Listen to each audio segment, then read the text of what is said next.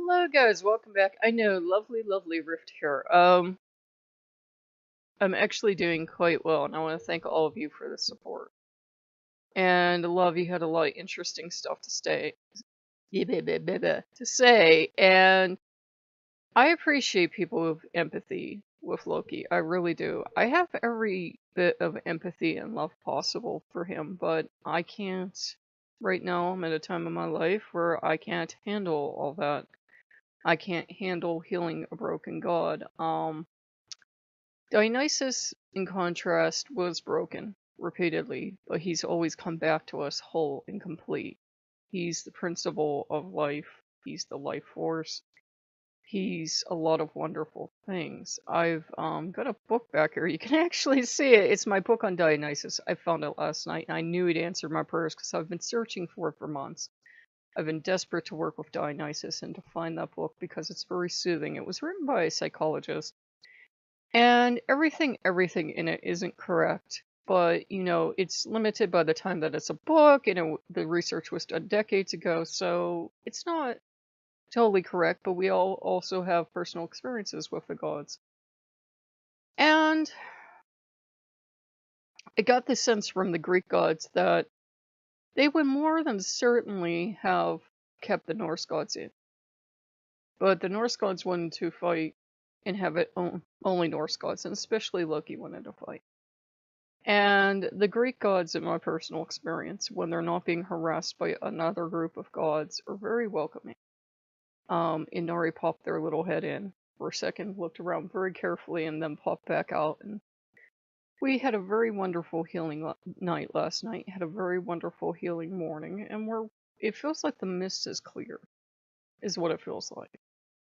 And I made you a little video that I'll play after this. It's basically the same thing, but if you like to watch it, you can watch that. And, you know, I'm not mad at the Norse gods. I still love them. I'll always love them, but I can't work with them right now. I'm very open towards whichever gods I'll work with, and I got the idea last night, and I'm still getting it this morning, that I can work with every god in the universe if I so choose. It's not, that's the only reason I'm with the Greek gods. It's the Greek gods encourage us to love and to know ourselves and to explore. For a while, the Norse gods were acting the same way, then they got very clannish and very hostile. And I thought, well, you know, I felt so disempowered. That's why I cried out to Dionysus, and Dionysus rescued me. And the gods have been very good about it. And if anything, I feel sorry for the Norse gods. If that's how they truly are, if that was their true nature coming forth, you know, I feel sorry for them, because that's gotta be terrible to live with a mindset where life is perpetual hardship and war. You don't have to take that mindset, whether you live in a palace or you live in abject poverty and every day is a struggle. You don't have to take the mindset that life is war and you have to be willing to fight and die at any minute. If you're not meant for the warrior's road, the worst thing you can do is to set your foot upon it, because you'll just get smashed. And I just kept getting run over repeatedly by every battalion that was going by. That's not my path. And the house just feels a lot more relaxed now, and a lot more at peace. I'm sad that the Norse gods couldn't, you know, be open and love other groups of gods. I'm sad that Loki especially got so clannish and territorial, but I can't deal with that at this point in my life. At this point in my life, I need love and nurturing and tenderness. I know some people won't understand that. I even asked the Greek gods, I said if they could do anything to help the Norse gods, you know, on their way, to please do it. That I'm not mad at them. The Loki was especially terrible. He was breaking all this stuff, and again, you'll hear this in the recording, but there was a lot going on I didn't share with you guys, because I wasn't sure if it was just one of those things, or it was Loki destroying things, and it was Loki destroying things. I love him very deeply, but I'm not at a place in my life right now where I can handle that. Maybe someday I will be, but not right now. So right now I have Dionysus, and I have, you know, everyone else came back. Best statue moved from back there back to where she was, so she has her little altar set back up. And none of the gods were mad. They said, you were just trying to please and love the gods you work with.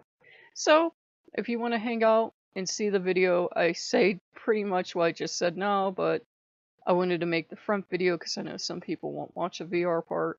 So, you know, if you like what you see, like, comment, and subscribe. And if you want to stick around for that video, go ahead, and I will see you guys later. It does cut out a little bit abruptly. I have a tickle in my throat today. It's just allergy thing. So see you guys later. Bye-bye. Well, hello guys. Welcome back to Lokean Gaming. I know I've had you in here before, but I kind of just wanted to bring you in to get you updated. Let me see if I remember how to do any of this. Okay. So, I had a actually very lovely night last night. Dionysus has been very warm and protective. That's his nature as a god.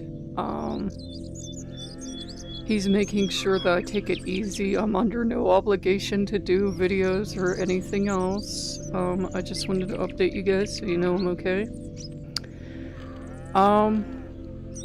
I don't know what went wrong with the Norse gods. I think they just wanted something I couldn't give them. And I had things up for the Greek gods that either the Norse gods claimed or whatever, but nothing ever really came down. I tend to not just rip down the signs of a god just because we're not getting along. Then you're forever ripping things down and putting them back up, and I don't think that solves anything.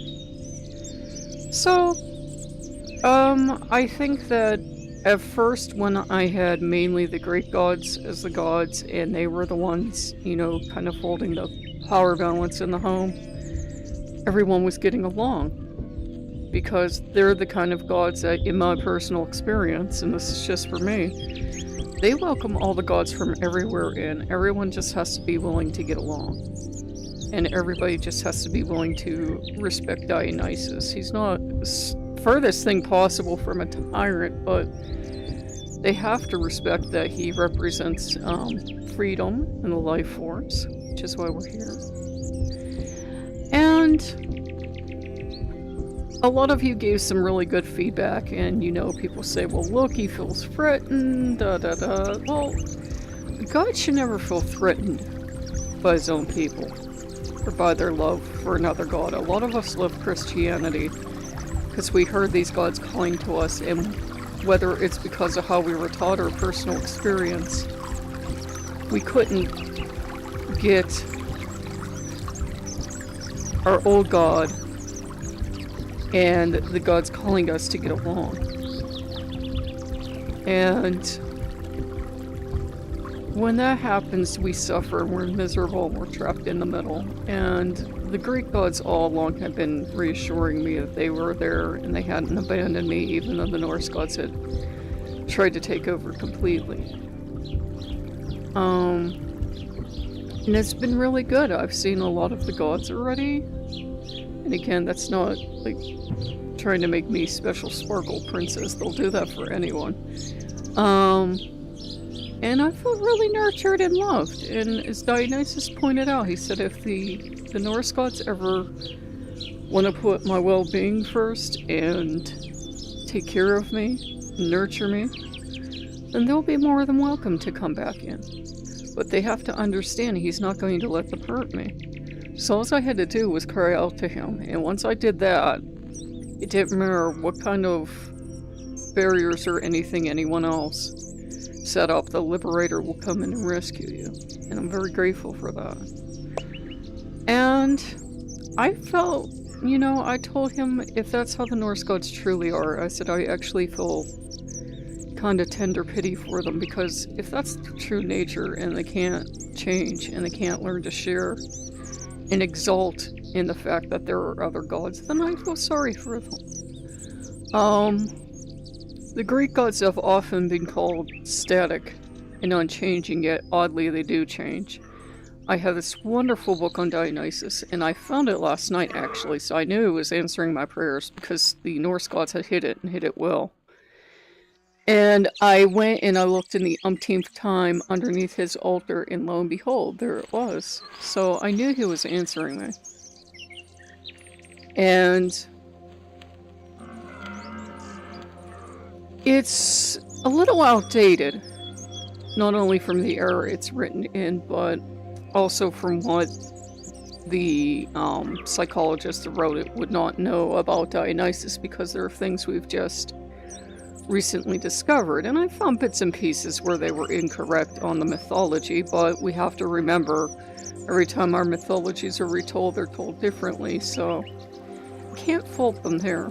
But it's mainly about, you know, embracing Dionysus and embracing him in a correct way, not a get drunk and fall down and never get back up again way, but in the fact that he is the principle of life and ecstasy, and talked about how Hestia used to actually hold this original position. She used to be the goddess of ecstasy.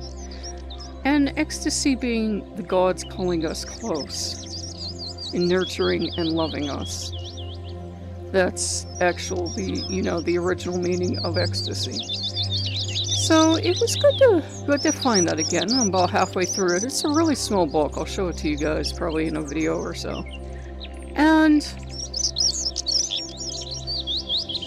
I just felt balance enter the home when the Greek gods came back, and Loki being Loki had broken something on his way out, and he did it to be mean because he knew it was something I cared about. It was one of the last gifts my mother gave to me, and parents actually gave to me. And it was just a little trinket, but it was a thing. I'd actually been having quite a few things break and didn't tell you guys because I thought, well, you can't blame Loki for everything. Everything that breaks isn't Loki.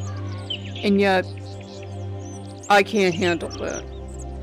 I need warmth and stability and comfort and love and nurturing. I can't handle erratic, I'm going to break something because you upset me. I'm simply not built for that. And Dionysus pointed out, he goes, well, you're a healer. You want to heal the whole entire world. That's why you'll go right towards a challenge, and you'll go right towards, make a beeline for the worst person in the room. He said, you can't help it. You want to help everyone. And he's right. I'm always finding the shaggy dogs and bringing them home, so to speak. And, you know, feeling so sorry for them, and I end up getting bit by the miserable cur because they really don't want to be saved. Both Dionysus and Loki suffered. And you know I'd never say an unkind word about Loki, but where Loki stayed troubled, Dionysus healed. And he's the principle of that, being able to go through trauma, yet being able to heal from that trauma. And we have to remember that there's nothing wrong with healing from trauma. We don't have to stay hurt or broken forever. We can heal. And that's what Dionysus has been working on. And Lord Hermes. And Lord Apollo. They've been very gracious. Apollo simply looked at me and he said, I would give you a lecture about common sense, but I think you've put yourself through enough suffering.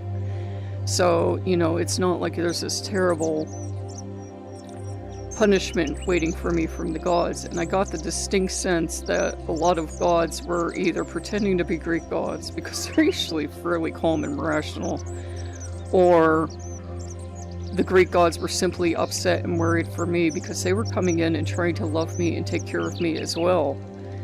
And they were being pushed out. And, you know, as much as the gods love us, if they're trying to help us and another god just keeps shoving them away, they are going to eventually snip at us, and they're not going to mean to. I think the Greek gods feel terrible, and I told them it's okay. Things happen. You fall out of favors with gods. But now that the Greek gods are back in, everybody's in. So when I say the Greek gods are back in, everyone's in. And Nori poked their tiny little snout in very tentatively. Very attentive little fox snout poked in, looked around very quietly, because they're actually really shy. And they don't want to fight with anyone in my experience. They like calm, they like quiet. They poked their tiny little fox head in. They looked all around and they looked at me. And they pop right back out because I know they think that, oh, the house will be quiet for a day and then the Norse gods will come back in, and they want nothing to do with that. And Dionysus walked me through a thing of, you know, never be ashamed for how you were raised. He says, there's nothing wrong with having been raised Catholic. You shouldn't be ashamed that you were raised to love people and be gentle and heal the world instead of tearing the world apart. He said, we need more of that. We could use more of that. Now, it doesn't mean I have to love everybody unconditionally. I don't have to become a Christ-like figure. The cult of Christ and the cult of Dionysus had a fight, and Dionysus' cult lost, unfortunately. But, you know, they do stand for a lot of the same principles. Dionysus just isn't going to forgive everyone. 1 second, please.